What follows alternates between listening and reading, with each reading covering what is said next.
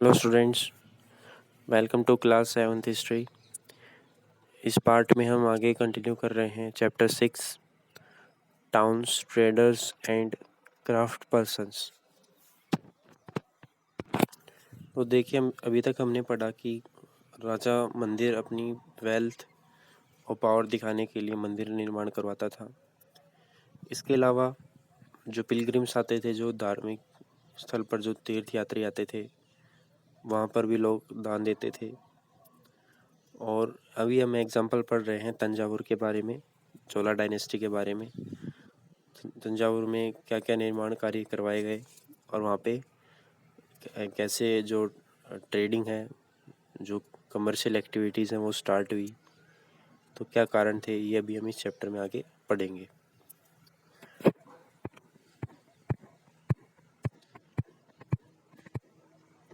तो देखिए, अभी हम एक एग्जांपल पढ़ेंगे। ब्रॉन्ज मेटल जो टेक्निक है, bronze bell metal and lost wax जो टेक्निक बोली जाती थी। सो ब्रॉन्ज क्या है? Bronze is an alloy containing copper and tin. Bronze एक अलॉय है जिसके अंदर कॉपर और टिन का मिक्सचर होता है। Bell metal contains a greater proportion of tin than other kinds of bronze. और जो दूसरे तरह के जो ब्रॉन्ज होते हैं उसमें जो बेल मेटल होता है उसमें ज़्यादा टिन होता है दूसरे ब्रॉन्ज के मुकाबले। मतलब उसके अंदर टिन का अमाउंट ज़्यादा ऐड कर दिया जाता है, तो वो बेल मेटल बन जाता है फिर। So this produces a bell like sound. तो अगर ज़्यादा टिन ऐड करते हैं तो उसमें एक बेल की तरह साउंड प्रोड्यूस होती है। जैसे मंदिर की जो घंटियाँ होती हैं उसमें बेल साउंड आती है, तो उसमें ज़्यादा टिन ऐड किया जाता है। Chola bronze statues were made using the lost wax technique. तो आपने लोस्ट वैक्स टेक्निक के बारे में पढ़ा होगा, चैप्टर 2 में हमने डिस्कस किया था इसके बारे में। ठीक है, इसमें क्या था कि देखिए, first an image was made of wax. इसमें क्या था, सबसे पहले एक इमेज को वैक्स से बनाया जाता है, मोम से बनाया जाता। उसके बाद उसको मिट्टी से कवर किया जाता और उसको सुखा दिया जाता उसके बाद।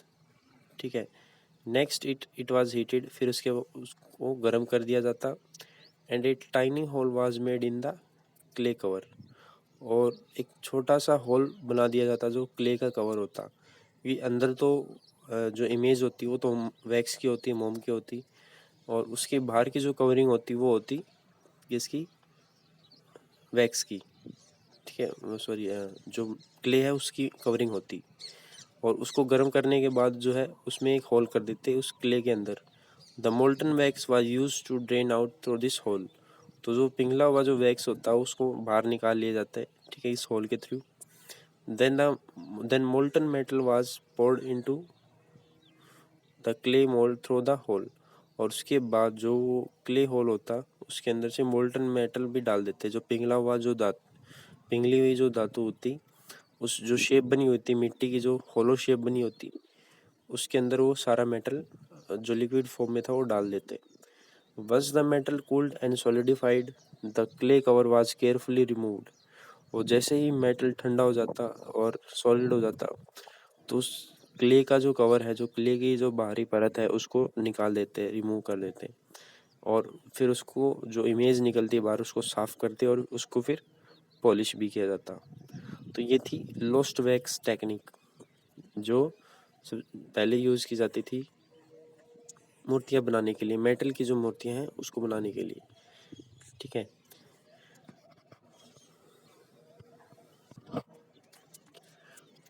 Temple authorities use their wealth to finance trade and banking. जब मंदिरों के पास पैसा आता था, अब देखिए बहुत सारे लोग जो है मंदिर में दान करते थे। ठीक है, इसके अलावा राजा भी जो अपना धन है वो मंदिर में दान करता था। तो जो टेम्पल की अथॉरिटी है, मतलब मंदिर का जो प्रशासन है, वो इस पैसे का यूज़, इस धन का यूज़ व्यापार के लिए और जो बैंकिंग है उसके लिए यूज़ करते थे। Gradually a large number of priest workers, artisans, traders, etc. settled near the temple to cater its needs। और धीरे धीरे बहुत सारे पुजारी, जो वर्कर हैं, आर्टिसंस हैं, ट्रेडर्स हैं, व्यापारी हैं, तो वो मंदिरों के किनारे बसना शुरू हो गए इसकी ज़रूरतों को पूरा करने के लिए। And those of the pilgrims, और इसके अलावा जो कुछ तीर्थयात्री भी वहीं पे बस गए। दस temple grew thus temple its grew new towns, तो टेम्पल से जो है नए टाउन बने। दस ग्रू टेम्पल टाउन्स, इसी तरीके से मंदिर से नए शहर बने, नए कस्बे बने। Towns emerge around temples such as those of Birla Swamis, जो कुछ टाउन्स है जो टेम्पल्स के अराउंड बसे हैं, जो कस्बे मंदिरों के कारण बसे हैं, वो हैं जैसे बिरला स्वामीन, जो बिरला और विदिशा इन मध्य प्रदेश। ठीक है, बिरला स्वामीन जो जगह है मध्य प्रदेश के अंदर, वो टेम्पल टाउन का एग्जाम्पल है। एंड सोमनाथ इन गुजरात, और सोमनाथ मंदिर भी इसी का एग्जाम्पल है गुजरात में।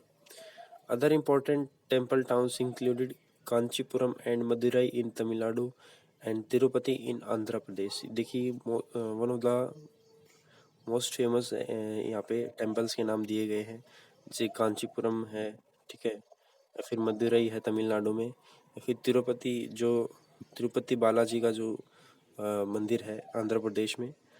तो ये टेम्पल टाउन्स थे स्टार्टिंग में ये मंदिर यहाँ पे बनवाए गए थे। उसके बाद लोग यहाँ पे धीरे धीरे बसना शुरू हो गए। कोई व्यापारी आया, कोई कलाकार आया, ठीक है, कोई पुजारी आया, या फिर कोई तीर्थ यात्री आया, तो सब तरह के लोग इस मंदिरों के आसपास बस गए। Pilgrimage centres also slowly developed into township. अब जो पिलग्रिमेज सेंटर्स थे जहाँ पे पिलग्रिम्स आते थे, तीर्थ यात्री आते थे, वो धीरे धीरे टाउनशिप में भी चेंज होते गए। वृंदावन उत्तर प्रदेश, इसी का एक एग्जांपल है वृंदावन उत्तर प्रदेश के अंदर, और तिरुवनमलाई तिरुवनमलाई जो तमिलनाडु में है, are the example of two such towns. ठीक है, ये पिलग्रिमेज सेंटर्स थे पहले, मतलब यहाँ पे लोग यहाँ पे ठहरते थे, और जहाँ पर उनको किसी भी तीर्थ जगह पे जाना होता, किसी भी धार्मिक स्थल पे जाना होता, तो बीच में यहीं रुककर आराम करते थे, तो यहाँ पर रुकते भी थे। ठीक है, तो वृंदावन और तिरुवनमलाई जो है इसी के एग्जांपल्स हैं। Ajmer Rajasthan was the capital of Chauhan kings in the 12th century and later became the subah headquarters under the Mughals. Ajmer Chauhan dynasty के शासनकाल में वहाँ की कैपिटल थी, लेकिन उसके बाद जो मुगल्स ने इसको अपना एक हेडक्वार्टर बनाया। ठीक है, हेडक्वार्टर सूबा बनाया। It provides an excellent example of religious coexistence, और धार्मिक अस्तित्व के हिसाब से ये एक बहुत ही अच्छा एग्जाम्पल है। जैसे यहाँ पे एक एग्जाम्पल दिया गया है, ख्वाजा मोइनुद्दीन चिश्ती। ठीक, ख्वाजा मोइनुद्दीन चिश्ती क्या है? The celebrated Sufi saint who settled there in 12th century. तो वो बहुत ही फेमस सूफी संत रहे हैं जो यहाँ पे बस गए थे अजमेर में। Attracted devotees from all creeds, और उन्होंने सभी भक्तों को, डिवोटीज क्या मतलब होता है? भक्त। और क्रीड्स क्या होता है? सभी जातियों से, मतलब किसी भी धर्म का हो या फिर किसी भी जाति का हो, जाति बोलेंगे इधर, किसी भी कास्ट का हो, तो उन्होंने सभी जातियों से जो है भक्त को अपनी तरफ अट्रैक्ट किया, आकर्षित किया। Near Ajmer is a lake, Ajmer के पास एक लेक है पुष्कर, जिसको नाम बोला जाता है Pushkar lake, which has attracted pilgrims from ancient times. तो पुष्कर लेक जो है पुराने समय से ही पिलग्रिम्स को बहुत ज़्यादा आकर्षित करती रही है। आगे देखिए, a network of small towns, छोटे कस्बों का एक network. From the 8th century onwards the subcontinent was dotted with several small towns. तो 8th सेंचुरी के बाद भारतीय उपमहाद्वीप में छोटे छोटे कस्बे बनना शुरू हो गए थे। This probably emerge from large villages, और ये छोटे टाउन्स जो है वो शायद बड़े गांव से मिलकर के बने होंगे। दे यूजली हैड ए मंडपिका, के उनके लिए जो है उन गाँव के अंदर जो है या फिर उन टाउन्स के अंदर जो एक मंडपिका होती थी। ठीक है, मंडपिका का मतलब मंडी जो उसको बोला गया। To which near by villages brought their produce to sell. तो मंडी में क्या करते हैं लोग, अपना जो भी उत्पादन होता है खेत के अंदर उसको बेचने के लिए आते हैं। तो उसको स्टार्टिंग में मंडपिका के रूप में स्टार्ट किया गया था वो टाउन। और लोग वहाँ पे अपना जो गांव के लोग होते वो अपना सामान बेचने के लिए आते। They also had market streets called hatta, और जो मार्केट स्ट्रीट्स होती है इसको हट्टा के नाम से बोलते। Haat of later times line with shops. तो हार्ट का मतलब ये होता है कि शॉप जो है, दुकानें जो है वो एक पंक्ति में होना, एक ही कतार में होना। ठीक है, मार्केट स्ट्रीट जिसको बोलते हैं। ठीक है, besides there were streets for different kinds of artisans such as porters, oil pressers, sugar makers, toddy makers, smiths, stone masters etcetera.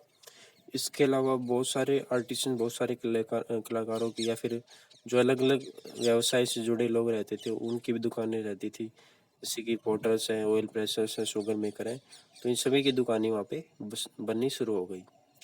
While some traders live in the town, others travel from town to town. कुछ traders जो थे वो कस्बों में रहे, लेकिन जो कुछ ट्रेडर्स ऐसे भी थे जो एक कस्बे से दूसरे कस्बे में ट्रैवल करते थे। Many came from far and near to these towns to buy local articles and sell products of distant places like horses, salt, camphor, saffron, betel nut, spices like pepper. तो बहुत सारे व्यापारी ऐसे थे जो दूर दूर से आते थे, या फिर कुछ व्यापारी ऐसे थे जो वहीं के रहने वाले थे, जो चीज़ें खरीदने आते थे उस टाउन की, जैसे कि हॉर्सेस है, ठीक है, जो पहले घोड़े भी बेचते थे, साल्ट है, नमक है, कैम्फर है, कपूर है, सेफ्रॉन है। ठीक है, तो ये बीटल नट, ये सारी स्पाइसेस, मसाले, ये सारी चीज़ें वो खरीदने आते थे, या फिर उसमें मंडपिका में अपनी चीज़ें बेचने आते थे, मंडी में अपनी चीज़ें बेचने आते थे।